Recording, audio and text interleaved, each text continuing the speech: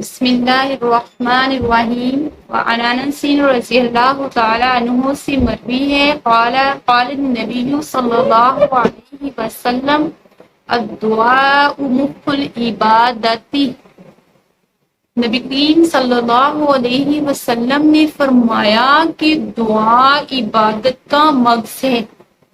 مطلب یہ کہ دعا اصل عبادت ہے۔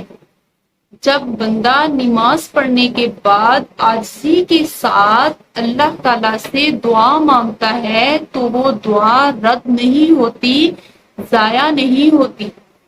اگر وہ فوراً قبول نہ بھی ہوئی تو یا تو اس کے اوپر آنے والی مصیبت ٹل جاتی ہے یا پھر اللہ تعالیٰ اس دعا کو اس بندے کے لیے آخرت میں جو ہے وہ ذخیرہ بنا دیں گے۔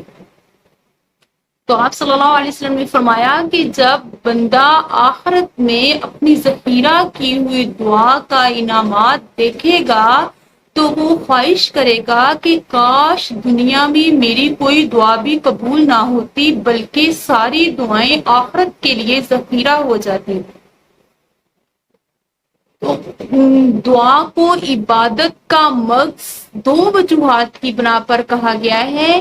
ایک یہ کہ دعا مانگنا جو ہے یہ اللہ کے حکم کی اطاعت میں شامل ہے، کہ اللہ تعالیٰ نے فرمایا کہ ادعونی استجب لکم، مجھ سے مانگو میں تمہاری دعا کو قبول کروں گا۔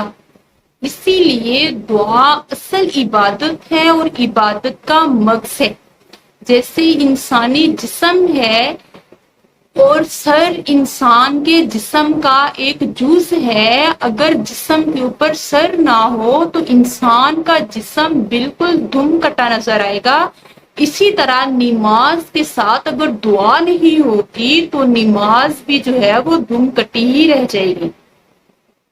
اور دوسرا مطلب اس کا یہ ہے، دوسری وجوہات اس کی یہ ہے کہ جب بندہ اپنی تمام کامیابیوں کا راز صرف اللہ تعالیٰ کی ذات کو مانتا ہے اور باقی باطلانے معبودوں کی نفی کر دیتا ہے اور اپنی تمام حاجات اللہ سے ہی پوری کرواتا ہے تو یہ اصل دعا ہے اور اللہ تعالیٰ اس کی اس دعا کو ضرور پورا کرتے ہیں۔ اسی لیے نماز کے بعد دعا کو لازمی قرار دیا گیا ہے کہ نماز کے بعد دعا ضرور مانگنی چاہیے۔ اللہ تعالیٰ ہمیں دین کو صحیح معنوں میں سمجھنے اور اس پر عمل کرنے کی توفیق نصیب فرمائے، آمین ثم آمین۔